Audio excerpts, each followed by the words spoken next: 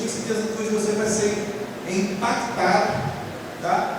Eu já acompanho ele, né, nos vídeos, nas mensagens, faz um trabalho espetacular, tá? E ele foi convidado pelo pastor Geraldo Felipe Valadão, fez uma ligação direta e convidou para assumir esse trabalho que ele exerce com grande autoridade lá. Eu tenho certeza que nós vamos ser impactados hoje.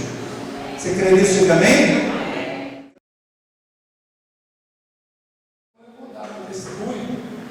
Na expectativa de que você entenda que não é o meu testemunho, mas é aquilo que Deus ele é capaz de fazer pela vida das pessoas. Então, provavelmente você nunca tenha tido um envolvimento com drogas. Que maravilha! Mas eu quero que você entenda que o Deus que você serve é um Deus que não muda. Ele continua sendo o mesmo ontem, hoje, eternamente. E é justamente sobre ele que eu quero falar essa noite.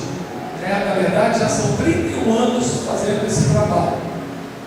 Algumas pessoas no início falavam, vai ficar se dando oportunidade para esses caras dar testemunho, amanhã já está desviado, já está afastado.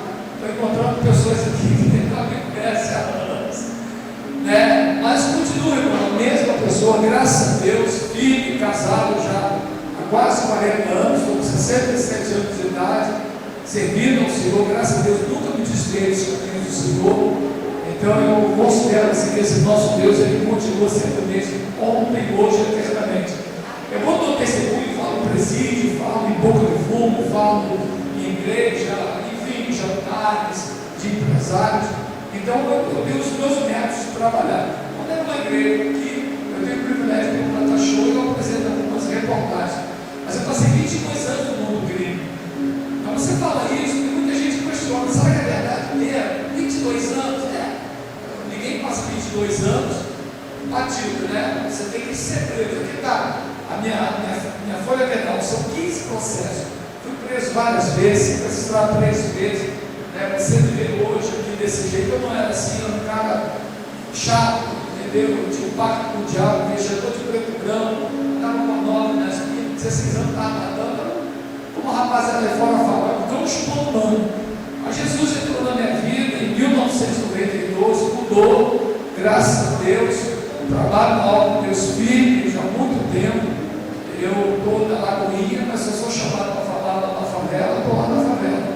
Falo isso, que eu acabei de chegar do São Pedro, fazer um trabalho lá dentro, lá no Reduto do Rabicó, e fui lá com as irmãzinhas de São Cumprido lá, a minha esposa tem irmãzinha de oração, e foi uma bênção, rapaziada do tráfico da Bichador lá, tive a autorização do Rabicó para fazer um trabalho lá dentro. Então eu procuro provar, por exemplo, estou falando de armamento, o que é meu porte de arma?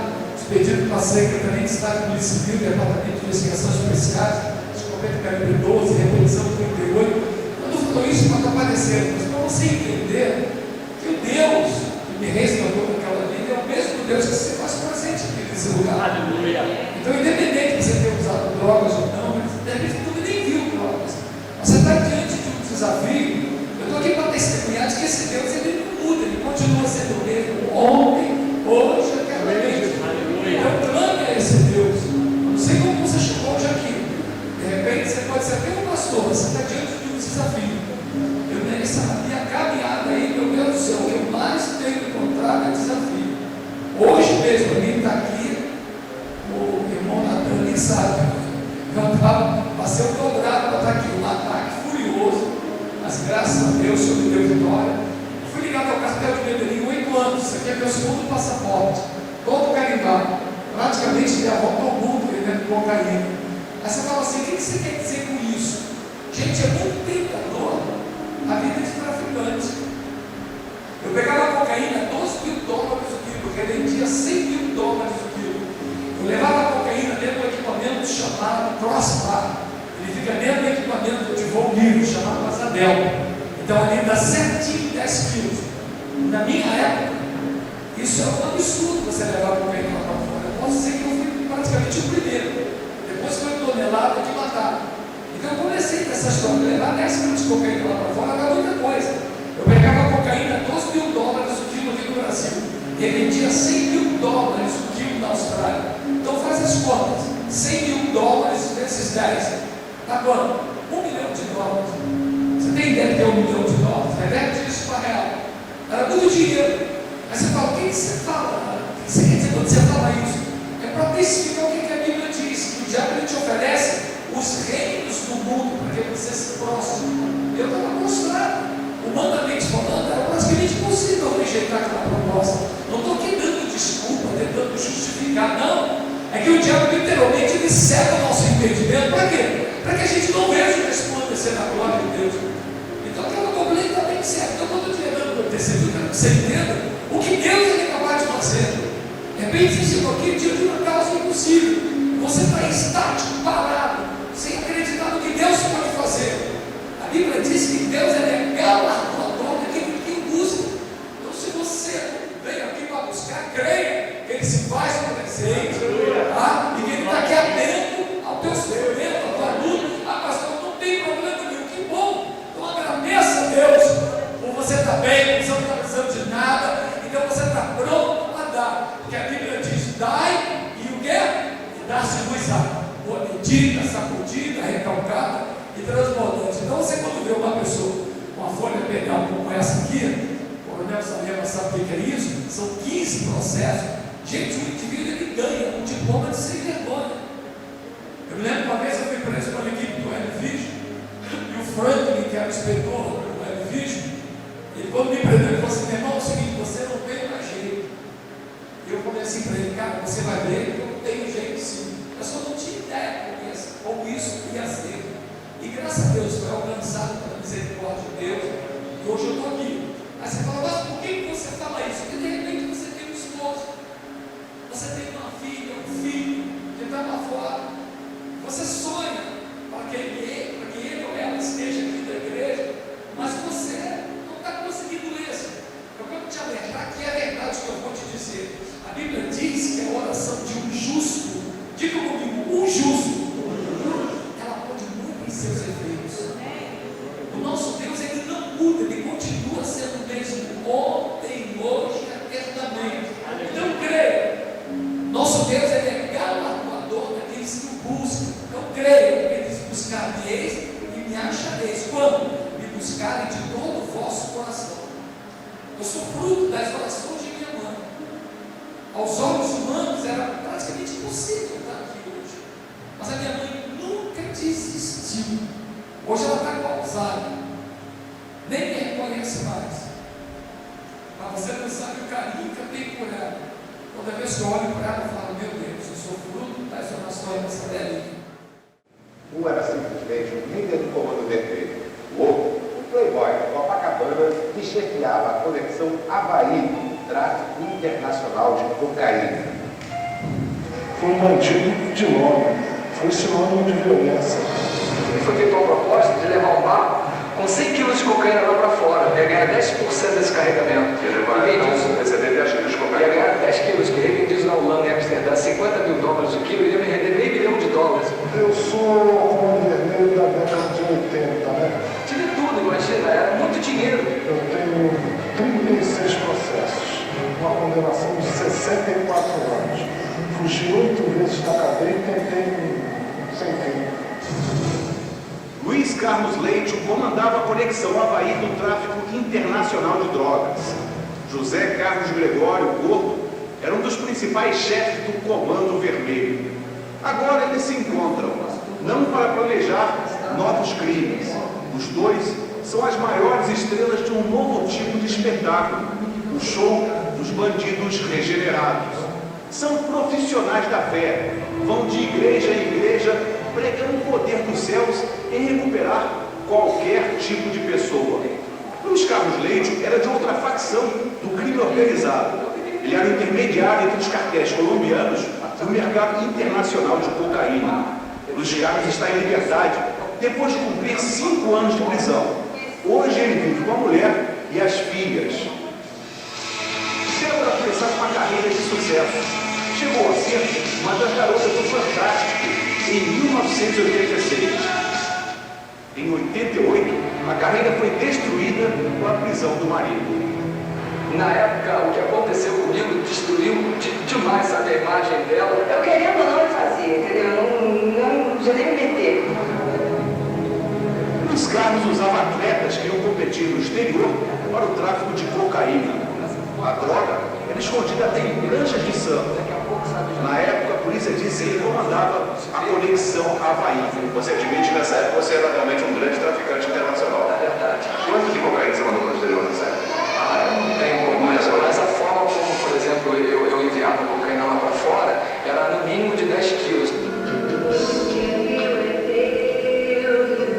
Agora, Luiz Carlos e Débora tentam ganhar a vida como cantores evangélicos. Eles já gravaram 3 discos. Eles se dizem ex-bandidos, ex-traficantes, ex-assaltantes, ex-chefão do Comando Vermelho, ex-assassino. Tudo isso seria passado. Mas será possível? Depois de uma vida inteira entre o crime e a cadeia, será que dá para acreditar nessa recuperação que eles fazem tanta questão de anunciar? Ele é ignorância, né? Eu fui ignorante.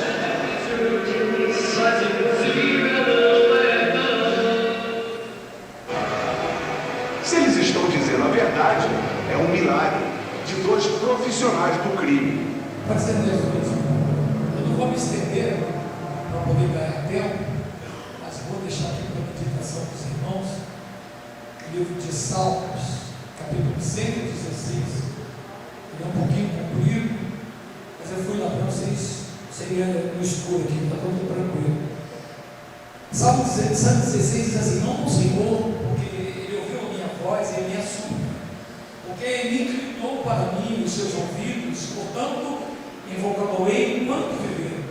Ordens da morte me cercaram e a angústia do inferno se apoderaram de mim. Encontrei aperto e tristeza, e então invoquei o nome do Senhor, dizendo: ó Senhor, livra a minha alma. Piedoso é o Senhor e justo, o nosso Deus tem misericórdia. O Senhor guarda aos simples, estava abatido, mas ele me livrou. Volta a minha alma ao teu repouso, porque o Senhor te fez bem. Porque do Senhor livraste a minha alma da morte, os meus olhos das lágrimas e os meus pés da guerra. Andarei perante a face do Senhor da terra dos viventes. Creio e por isso falei. Estive muito aflito, eu dizia na minha precipitação, todo mundo é mentira. Então, que darei eu ao Senhor por todos os benefícios que me tem feito? Tomarei o cálice da salvação e invocarei o nome do Senhor. Pagarei os meus votos ao Senhor agora, na presença de todo o seu povo. Preciosa é a vista do Senhor a morte dos seus santos. Ó Senhor, pegaram sou teu servo, filho da tua serva. Soltaste as minhas ataduras. Oferecer-te-ei sacrifício de louvor e invocarei o nome do Senhor. Pagarei os meus votos ao Senhor, que eu possa fazer na presença de todo o meu povo, nos atos da casa do Senhor, no meio de ti, ó Jerusalém, louvai ao Senhor. Ó Deus, abençoa, Deus, a leitura da tua palavra. Nós queremos te agradecer, ó Deus, pela oportunidade de estarmos aqui, para te render, ó Deus, esse culto de adoração. Recebe, Deus, com o cheiro suave. Que não seja, ó Deus, eu falando, me dá sabedoria, para que eu possa, Deus, aproveitar o tempo que me é dado. Mas, ó Deus, redunda em imensa ação de graça. Se houver, ó Deus, alguém entre nós que ainda não teve a oportunidade de ter um encontro contigo, que hoje, Deus, seja esse dia. E os que se fazem presentes, que já te conhecem, ó Deus, e sejam edificados e abençoados por ti. É o que te pedimos e te agradecemos, ó Deus. Em nome de Jesus. Amém e amém. Gente, dar esse testemunho não é fácil, porque eu já passei por vários desafios. Me lembro que o Odimar, pai do pastor Felipe, ele me convidou muitos anos atrás, eu morava no Rio, eu não era de Niterói, eu estava no Rio, e o Odimar me chamou para dar o meu testemunho no lado da batalha, em frente à primeira igreja batista ali no lado da batalha. E como uma perspectiva de que houvesse muita gente, então o pastor decidiu fazer um palanque na porta da igreja, encheu de gente. Só que nessa época eu ainda fugia da polícia, porque eu aceitei Jesus pela fé. E é por isso que eu sou assim audacioso. E é de verdade isso, viu, gente? Porque o crente que não é audacioso, ele não consegue, sabe, ver alguns resultados. Então eu me lembro que eu fui para lá, peguei o louvor e tal,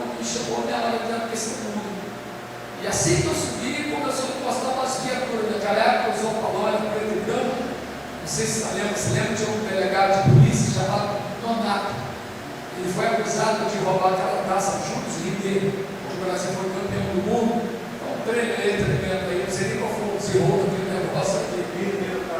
Hein? Derreteiro, pois é. E eu já tinha pedido dinheiro para ele, eu não dava mais nessa batida do bebê. Tudo que o São Paulo encostando, antigamente o São Paulo na pretidão, e rapaz, a casa caiu. Mas eu estava dando testemunho e falei assim: como é que eu vou fazer agora? Se eu sair correndo, vai pegar mal. Imagina, né? Naquela época eu só usava terra e gravata, agora eu consegui desviar, não se usou minhas terras. Mas na minha época era terra e gravata. Esses irmãos, se lembra dessa época? Você não subia jamais no público se não tivesse gravado. Nós tocamos, até gravou um hino chamado Prega Paletó. Ele foi pregado no Nordeste sem paletó, e falaram que ele não podia, era a convenção que ele tinha pregado de paletó. Mas ele aqui está muito calor, não trouxe paletó, nós pudéssemos estar prega. Aí o irmão lá conseguiu um paletó para ele. Ele vestiu o paletó, subiu para pregar, e ele puxou uma cadeira e falou: irmãos, olha, eu fui chamado para pregar, mas eu estou no Rio, o calor daqui é pior que o Rio, é muito mais quente. Então eu tenho dificuldade de pregar com o paletó, eu subo muito, ele puxou uma cadeira. Eu vou tirar o paletó, se vocês me permitem. Ele secou e falou assim: hoje quem vai pregar é o paletó. Prega o paletó. Prega o paletó. Paletó, prega o paletó. O paletó não vai pregar, então eu vou pregar aqui em nome de Jesus. São pregador, mas era costume da gente. Então, eu todo engravatado em cima daquele palanque. Falei: cara, como é que você tem que correr de paletó? Vai pegar mal, uma pegação de filme. E eu falei: sabe uma coisa? Eu vou aqui em busca de uma intrepidez, vou falar com eloquência, porque pelo menos desse jeito aqui, de alguma forma, pelo menos eu vou ser convencido de que não vai acontecer nada. Mas na verdade, isso eu sei como é que eu estava. Desesperado, eu comecei usando intrepidez, eloquência, vou pegar aquele negócio todo e tal. E eles não saíram, eles iam lá em pé, porque já sei, eles vão esperar acabar o culto, quando eu descer que vou me enquadrar. E eu fui. Aí quando chegou na hora do apelo, fui fazer o apelo, não vinha ninguém à frente. Eu falei: pronto, eles vão achar que eu estou desviado, e agora que vão me prender mesmo. Eu já estava assim, já desesperado. Aí daqui a pouco veio a senhorinha velhinha na frente. Eu falei: graças a Deus, pelo menos uma alma aceitou Jesus. Mas quando segurei na mão dela para cumprimentar, ela me puxou, falou assim: moço, não fala nada não, eu já sou crente, mas eu senti de Deus vir na frente aqui, que algo vai acontecer aqui nesse lugar. Ninguém precisa, não acredita. Quando aquela senhorinha veio na frente, um montão de gente veio à frente aceitando a Jesus. Aí o senhor falou, foram embora. Eu falei: rapaz, esse negócio de crente funciona mesmo, o bagulho é doido. E assim, sabe, através dessas histórias, desses testemunhos, eu me tornei um apaixonado por Deus. Estou com o pastor Aurélio ali atrás, que está com a esposa. Foi a primeira pessoa que eu conheci quando eu cheguei aqui em Niterói. Passou muita luta comigo, nunca me abandonou, me deu muita força, mas é um trabalho assim que eu faço com um carinho muito grande, sabia? Porque eu cheguei num ponto em que eu achava assim que eu não ia conseguir. E talvez você tenha entrado aqui assim, você não está vendo perspectiva nenhuma, nem tipo de saída.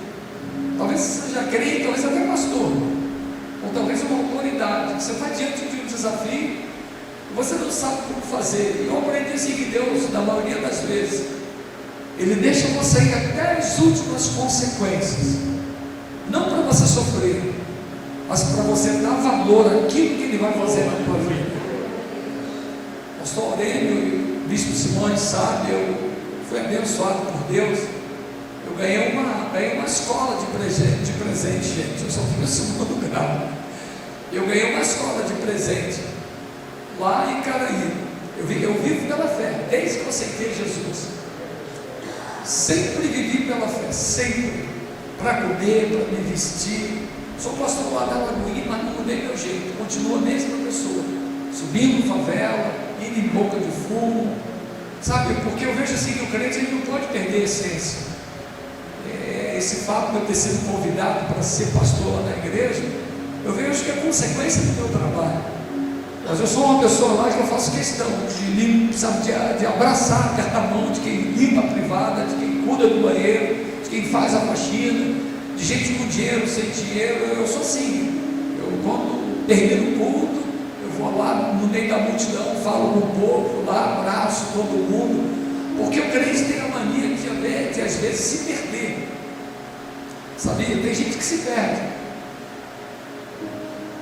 e eu comecei a ter experiência com esse Deus em diversas formas.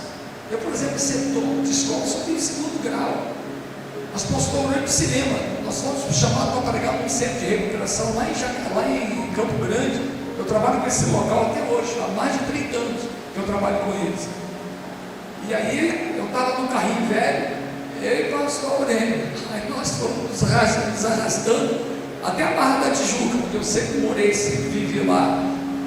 E eu estacionei o carro lá e fui me encontrar com o Vitor Belfort, aquele lutador de MMA. O Vitor tinha me procurado para saber se tinham ou não matado a irmã dele. E nessa época eu estava andando com o Vitor Belfort. Foi eu que levei o Rickson Gracie lá para fora, fazendo desafio do Chuck Norris. Aí que surgiu essa história do UFC do mundo. E aí nós fomos no carro do Vitor, né? Que era uma BMW do ano, né? Foi eu. Pastor Aurélio no meio do caminho, tirando uma onda de BMW. Aí ele falou assim: olha, eu vou passar aqui no Rio Design Center, porque eu vou pegar um empresário amigo meu. Eu falei: amém. Ele pegou o caminho, aí fomos lá. O cara ouviu meu testemunho, na hora de ir embora, ele falou assim: olha, eu não vou voltar com vocês não, eu vou para outro local, então a gente se despede aqui. Eu falei: então tchau, tchau, tchau. Quando eu entrei no carro, sentei, ele viu que tinha alguma coisa embaixo, botei a mão, era um monte de chave. Falei: rapaz, essa chave deve ser do gringo. Ao descer, como essa chave aqui é sua? Eu falei: rapaz, a minha chave, rapaz, eu ia ficar pé lá na barra. Eu entreguei, ele meteu a mão no bolso e falou assim: rapaz, ó, eu estou indo para a Inglaterra, me liga daqui a um mês. Aí todo missionário viaja, né? Eu falei: o cara vai para a Inglaterra para me dar uma oferta em livro esterlina, vai ser uma bênção. Aí fiquei contando dia e hora. Aí passou um mês, eu liguei para ele, marcou um almoço comigo na Barra da Tijuca, fui almoçar com ele.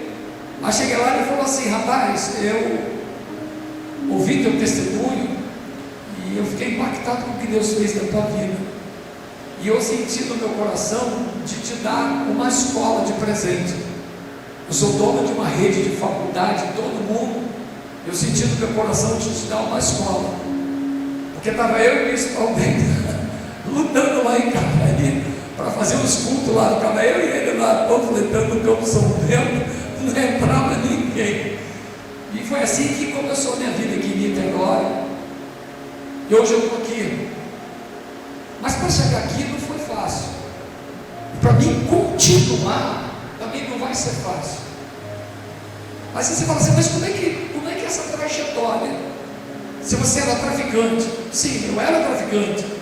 Aqui não dá para você ver direito. Aqui você vê, são 15 processos. Quem é policial sabe. Você para ter 15 processos, já foi preso várias vezes, fui sequestrado 3 vezes. Então assim, humanamente falando, é impossível.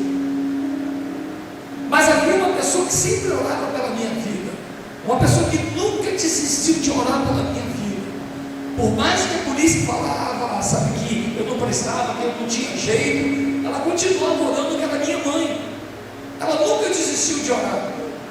Eu me lembro que sempre que tinha assim, algumas festas, ela sempre mandava um bilhetinho para mim falando assim: Luiz, quando nada mais te restar, não cruza os teus braços, porque você morreu, porque ele morreu de braços abertos. Luiz, quando nada mais te restar, vou repetir: Luiz, quando nada mais te restar, não cruza os teus braços, porque o maior homem do mundo morreu de braços abertos, e o seu nome é Jesus.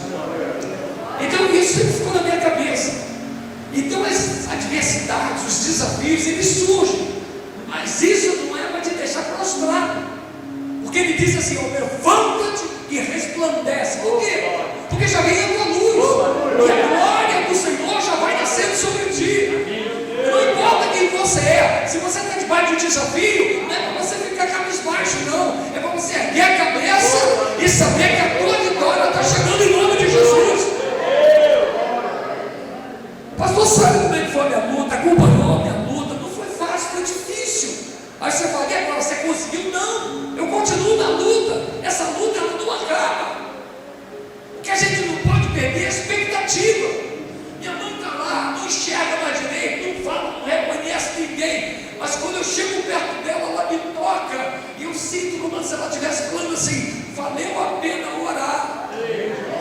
Às vezes é simples, e às vezes por ser simples, a gente não dá valor. Irmãos, eu tenho visto em tantas postagens, apesar de ser fã desse negócio de Facebook, de internet, eu sou meio ogro. Mas como é importante uma igreja de joelho? Eu sou das antigas, sou da época de Paulo Leiva Macalão. A igreja, antes de começar o culto, todo mundo dobrava o joelho. O culto não começava sem antes dobrar o joelho. A gente foi deixando essas coisas passarem, o modernismo, vi que é bom, é chiquete.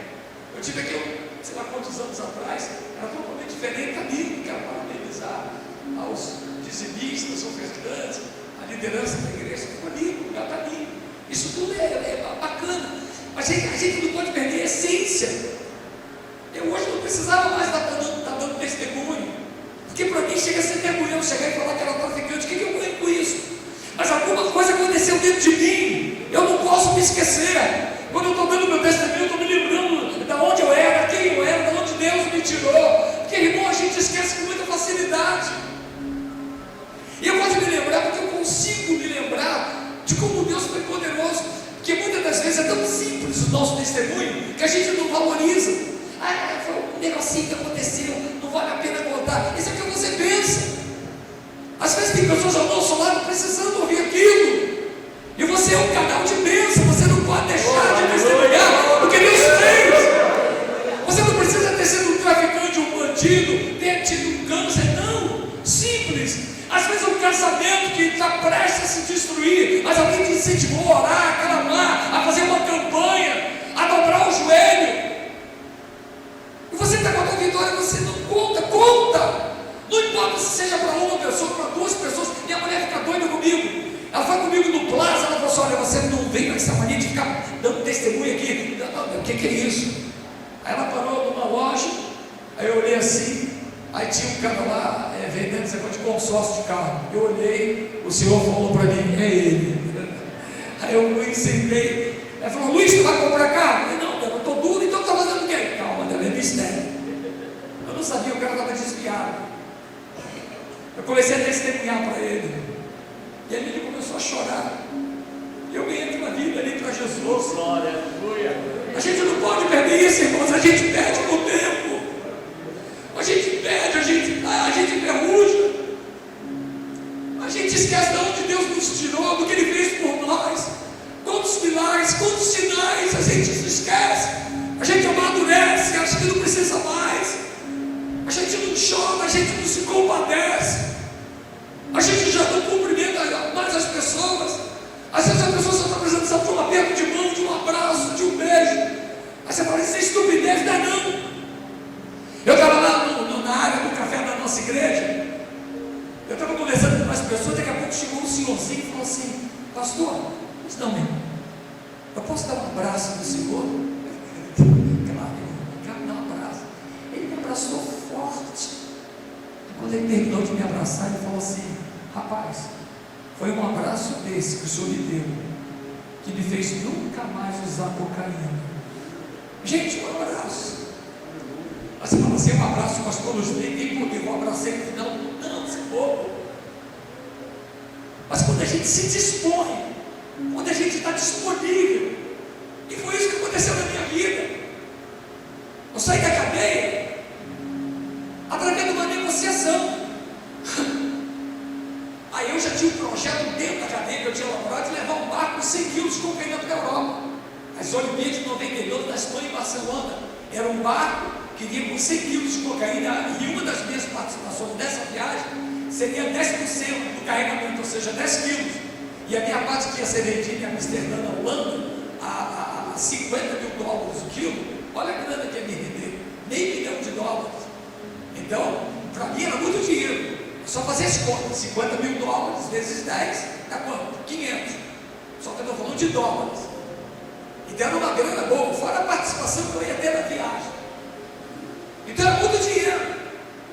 Só que quando foi elaborada a CPI do narcotráfico, o deputado Coronel Torgan, ele queria saber como é que funcionava o tráfico de droga no Brasil. E foi feito um cruzamento de computador com os últimos episódios de manchetes de jornais. chamada Lista da Máfia do Pó. Eu gostava da lista da máfia do pó. Eu encabeçava essa lista. Agora imagina, eu tinha praticamente saído da cadeia.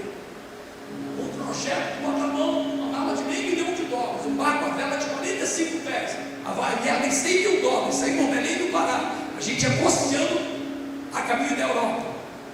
Então, para quem sai da cadeia, botar a mão numa mala de $500 milhões, gente, é muito dinheiro. Então estava tudo certo. Só que quando é elaborada a CPI do narcotráfico, eu gostava da lista da máfia do pó, eu entro em cana lá na barra. E aí negocia a minha fuga, porque hoje, infelizmente, a maioria deles não tem interesse em levar em cana. Tem um chamado arrego. Se o cara dá um arrego, se dá bem, você não pode dar tudo. Essa que é a verdade, gente. O dinheiro não leva ninguém para o céu. Mas tem muita gente que ainda se corrompe. Essa que é a verdade. E a gente se corrompe por tudo, irmão. Às vezes você ouve uma picuinha dentro da igreja, você fica insatisfeito. Aqui não vou ficar, não. Essa igreja aqui me agrada. Vai para outra, vai encontrar o mesmo problema. Nós somos pessoas com defeito em busca de uma perfeição. Deus entra em cana, com tudo pronto. Eu falei, a única saída para mim é alguém dar a oportunidade de dar um arrego. Aí peguei os dólares que eu tinha, umas peças de ouro que eu tinha em casa, peguei dinheiro dos bicheiros de Niterói, ainda fiquei devendo uma grana para os homens, que eram negócios que não vão te dar uma semana separada de ônibus. Quem faz assim é sabe como é que é o negócio, separada de ônibus, bateu. Então sempre foi um cara sujeito ao ônibus, então está tudo certo. Agora eu vou para onde agora? Porque quando eles me prenderam, tinha um mandato de prisão. Só que aquilo ali já foi de madrugada quando eu rodei. Então o que acontece? 7 horas da manhã ia trocar a equipe. E eles não podiam rasgar o mandato de prisão, porque vem de Brasília.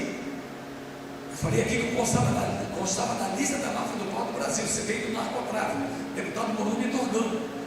Então os caras falaram, meu irmão, nós vamos te dar uma fuga, que é só uma lei para tu fugir. Mas se você for preso, não conta para ninguém que você foi preso pela gente. Você parada de ônibus, não tinha nem parada de ônibus, cavalo. Nós vamos te dar 2 horas para tu fugir. De 7 horas troca a equipe. E o teu mandado de prisão vai estar aqui, os caras vão sair da tua captura. Eu falei, vou para onde? Para minha casa eu não podia voltar, porque a polícia toda estava atrás de mim. Eu quero pedir perdão aos irmãos, são 15 para as 10. Eu já peguei o trabalho um pouquinho tarde, estou tentando aqui encaixar aqui no horário. Então o que acontece? A polícia toda atrás de mim, 10ª DP atrás de mim, 12ª DP atrás de mim, 14ª DP atrás de mim, 19º Batalhão da PM atrás de mim, então Crescente atrás de mim, Polícia Federal atrás de mim. Eu só não sabia que Jesus também andava atrás de mim. É isso que eu quero que você entenda, que o fato de você estar orando e as coisas não terem acontecido, não desista. Se existe uma característica que Deus gosta da vida do homem, é a persistência, é a fé, é a determinação. Se ainda não aconteceu, vai acontecer. O que você não pode desistir. O que o diabo quer é você cabisbaixo, prostrado, reclamando. Ainda não aconteceu, vai acontecer em nome de Jesus. Porque aos olhos humanos, até os teus olhos mesmo, apesar de ser humano, não tinha jeito. Eu tinha que sair do país de qualquer jeito.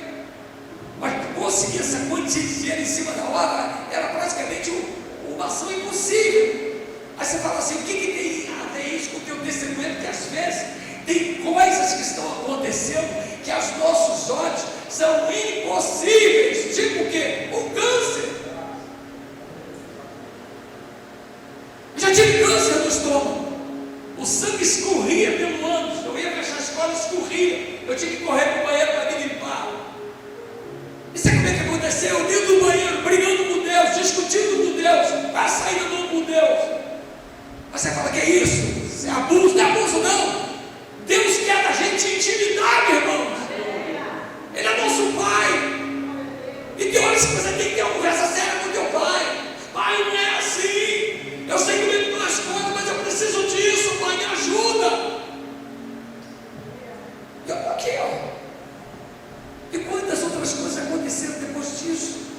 Fugindo, sem perspectiva, os amigos somem. Para minha casa não podia ia voltar uma mansão de 3 andares da Barra da Tijuca. Não sei se o Luiz Palmeira conseguiu conhecer essa casa lá, não me lembro, acho que não, né? Foi depois, eu já estava em Niterói. Estava na casa da minha irmã escondido, dormindo no chão. Eu e minha mulher, que foi capa da Playboy, garota do Fantástico, esse livro da televisão, eu e ela, uma criança recém-nascida, dormindo no chão de Bangu. A Bíblia diz que Deus, ele abate o soberbo, mas ele exalta o humilde. Ele diz: humilhai-vos diante da potente mão de Deus. Por quê? Porque ao seu tempo ele vos exaltará. Às vezes a gente não entende o processo pelo qual a gente está passando, mas é que a tua bênção dá caminho, porque você não pode desistir. Persevera, não desiste. Mas eu não conheci esse Deus. O diabo cega o nosso entendimento, desesperado, fugindo.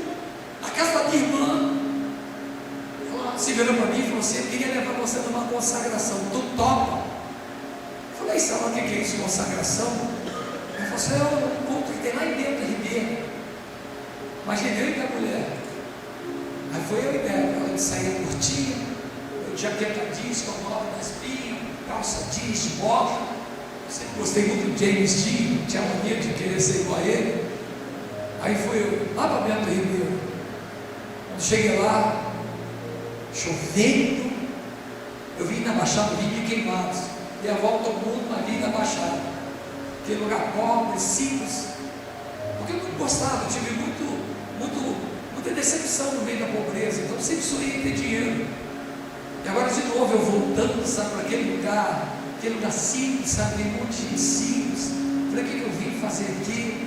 Aí começou a chover forte, e eu estou procurando o tal da igreja. Eu acredito que era uma igreja bonita, como essa aqui, assim, grande. Achei a igreja, pequenininha, de verdade, com mais 60 pessoas. Montantinho simples, chovendo.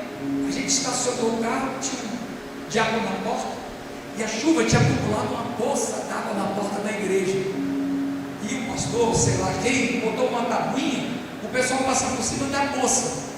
Só que a gente ficou na dúvida de entrar, porque a pedra estava toda descarpando, toda arrumadona. Não era mais casca grossa, mas era toda nitidona. Aí a gente observou que todo mundo que passava por cima da tabuinha, quando chegava no meio da tabuinha, a tabuinha envergava. Aí ficava aquele negócio de choque na poça d'água. E a gente naquela época deu um jeito de atravessar o irmão, hoje sei que é dono de água. Ele falou assim: irmão, regaça a calça. Irmãos, às vezes a gente tem que fazer isso, sabia?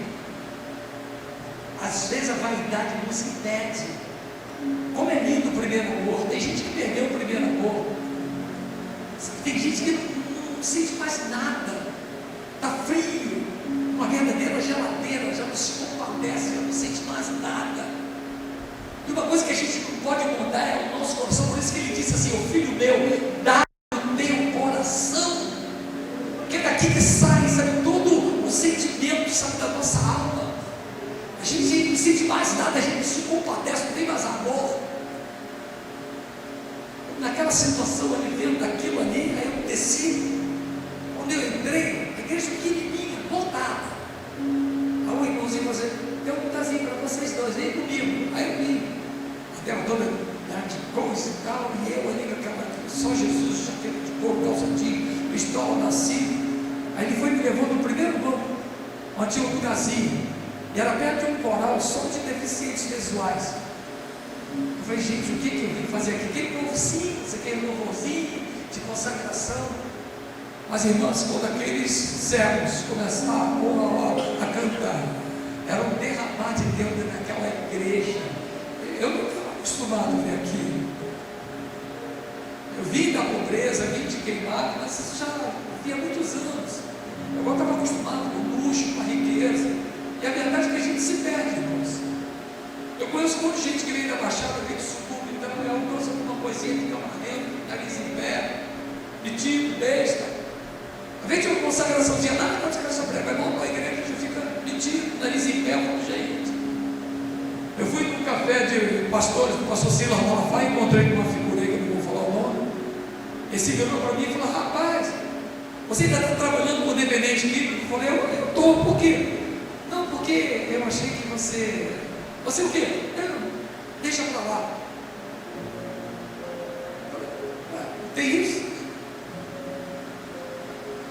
Eu vi um comentário de uma pessoa que foi na igreja do pastor Bo Yong-Shu na Coreia, e essa pessoa, essa irmã, ela falou que quando ela chegou no banheiro de mulheres, ela viu uma mulher limpando as privadas do banheiro. E sabe quem era aquela mulher? A dona do maior banco na Coreia.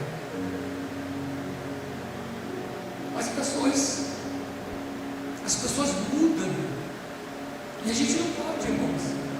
A gente precisa continuar o mesmo abraço, a mesma atenção, o mesmo caminho. A tendência do ser humano, sabe, é ficar soberbo, metido.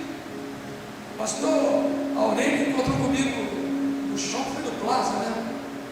Ele veio por trás de mim achando até que eu não ia cumprimentar ele. O que é isso? Eu dá um abraço aqui, papai. Um abraço a ele.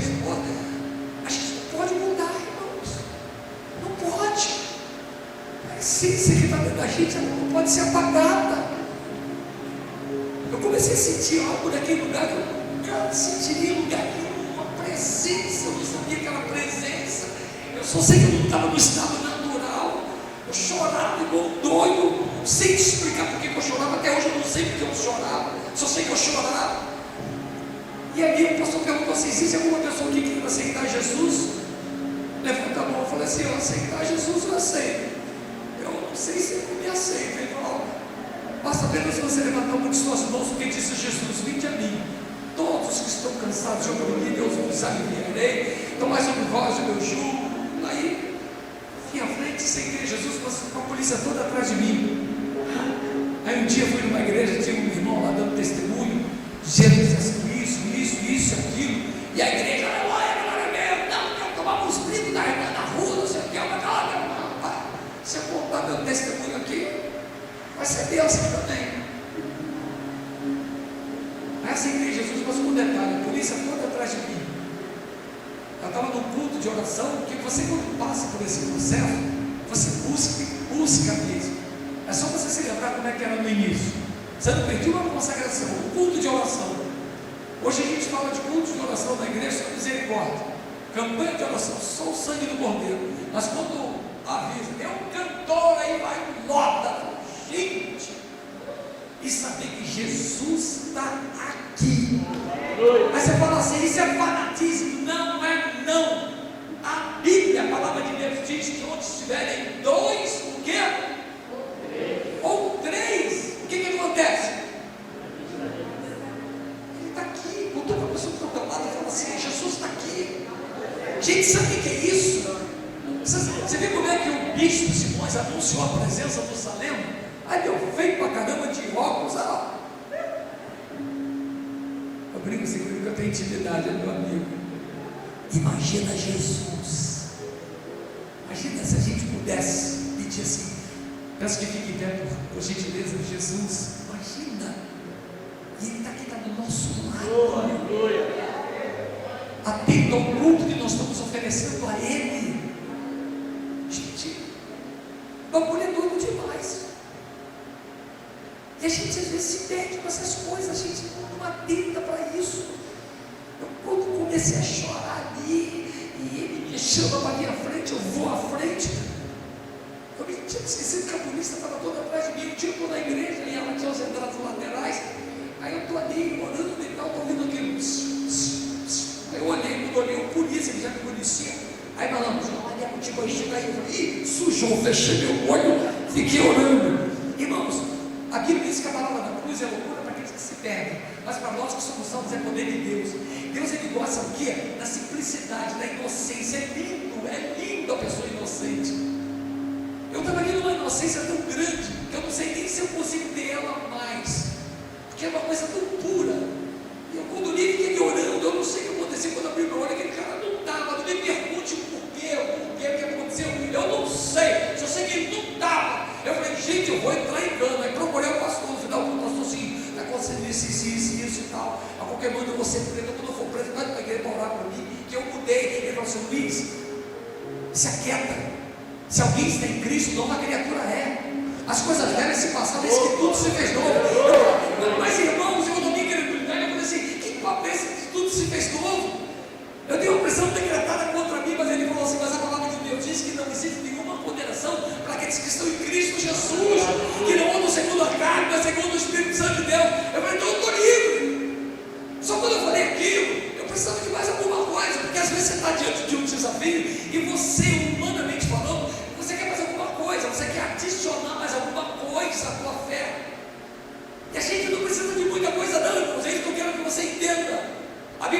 se nós tivermos a fé, mesmo que seja do tamanho do grão de mostarda, rapaz, a gente tem poder para dizer para o monte, sai daqui, vai para o lado. E assim será feito. Eu vou falar sobre isso daqui a pouquinho, no final aqui, fechando o testemunho. Eu não conheci esse Deus. Esse cara foi entrar em cana. Um dia eu lá na igreja, Deus levanta uma irmãzinha e se dirige para mim. Eu susto, não aquele negócio. É isso que eu vejo um anjo rasgando aqueles papéis para dar guerra, mas atrás de mim, dentro até anjo. Mas irmãos, a palavra de Deus diz assim: bem-aventurado aqueles que não viram e creram, mas se tu crer, tu verás a glória de Deus. Eu nunca vi Jesus pessoalmente na minha frente, mas quantos testemunhos eu tenho para dar através da manifestação do poder dele. Hoje eu estou aqui com polícia, outra saindo da minha batida ali, é polícia também. Gente, eu estava com uma rede de homem com quase mais de 700 homens, né? Tem um que não chegou aí, não sei o que aconteceu aí. A maior bicho solto, olha só. Estou com o coronel Salema, não passar, imagina se o caminho do Salema. O Salema passa o rodo em mim, olha só. Gente, mas é a consequência. Quantos filhos têm sido exterminados, não por polícia ser mal, mas por causa de confronto? Nós estamos vivendo um tempo de violência terrível. A nossa cidade está tomada pela violência. Se você raciocinar, não existe material bélico que pare essa violência. E a igreja, ela tem se prostrado. A igreja de hoje, infelizmente, não tem sido a mesma. Eu estou falando isso com verdade, irmãos. Eu não estou aqui me referindo à igreja restaurada. Eu estou me referindo à igreja geral, de modo geral.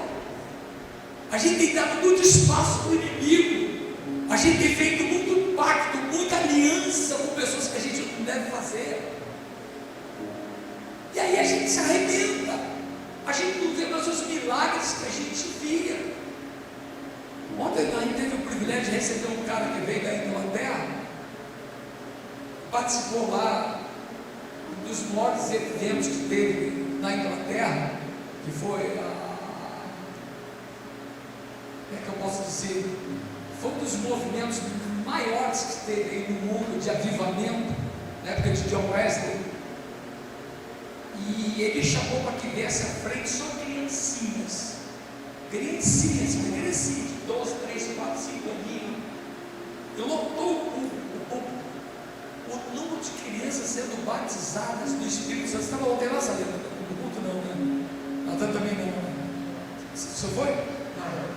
Ontem à noite, você estava lá? Estou mentindo? Era muita criança, não era? Muita, lotou um culto lá, dá uns 5 desse. Várias, centenas de crianças batizadas no Espírito Santo. Eu lembro que eu aqui no Evangelho, nunca tinha visto isso. Ser batizado no Espírito Santo. E ele declarando que o Brasil vai ser um lugar para avivamento. Oh, aleluia! O Brasil já era um lugar para avivamento. Num dia de semana como esse aqui, a gente conseguia reunir essas pessoas aqui, que muitos chegaram no trabalho tarde, tão cansados, mas já era um milagre, irmãos. Eu quando cheguei achei que não ia ter, devia ter umas 3, 4 pessoas aqui, falei, gente, não havia ninguém. Acho que eu só vou tirar uma oferta. Estou brincando. Ele está falando que ainda tem outras reuniões acontecendo hoje. Então assim, sabe, eu entendo isso como um avivamento. Vocês vieram aqui por minha causa, mas vocês vieram aqui para ouvir aquilo que Jesus fez na minha vida, que é o meio de Jesus que eu também vou fazer na tua vida também. Você só depende de clamar. O testemunho é só para te edificar, para te despertar. Eu não conhecia nada disso. E aí um dia, todo mundo de oração, Deus usa uma irmãzinha. Tomei um susto. É que eu vejo anjo rasgando aqueles papéis. Eu falei, tá aqui, essa irmã gosta tanto de mim, está vendo até anjo rasgando os papéis. Mas aí eu me lembrei do que diz a palavra de Deus: bem-aventurado aqueles que não viram e creram, mas se você crer, você verá a glória de Deus. Eu falei, sabe uma coisa? Eu vou tomar posse da fé. Fui conversar com ela, não, ele usou ela para mim. Eu falei, vou procurar meu advogado. Porque, irmãos, é pela fé.